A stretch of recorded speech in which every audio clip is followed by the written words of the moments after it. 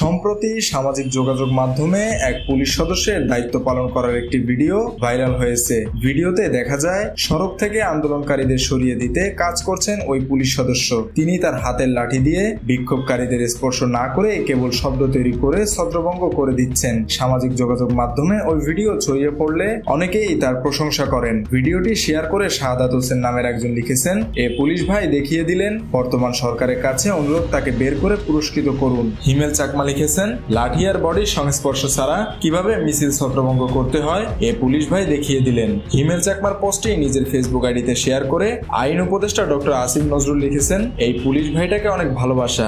জানা গেছে এই পুলিশ সদস্যের নাম রিয়াদ হোসেন। অনেক জায়গায় দেখলাম বললো যে আদর্শ মায়ের সন্তান।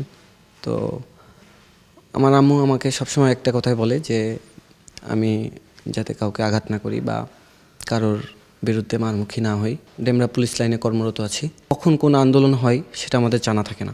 দুপুর নাগাদ একদল আন্দোলনকারী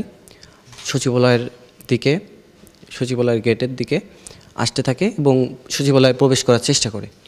এমন অবস্থায় সেখানে তাদেরকে বাধা দেওয়া হয় এবং আমাদের সিনিয়র অফিসার ছিল তাদেরকে বোঝায় যে সচিবালয় একটি সংরক্ষিত, বাংলাদেশ সরকারের একটি সংরক্ষিত এলাকা, এখানে প্রবেশ করা নিষেধ।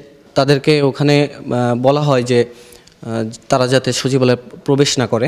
সিনিয়র স্যাররা ছিল, তাদের নির্দেশনা মোতাবেক সম্পূর্ণ কম বল প্রয়োগ করে যাতে কারোর ক্ষতি সাধন না হয়, আমি রাস্তায় বাড়ি দিয়ে এবং পাশে বৈদ্যুতিক খুঁটি ছিল, তাতে বাড়ি দিয়ে তাদেরকে ভয় দেখিয়ে তাদেরকে ছত্রভঙ্গ করার চেষ্টা করি।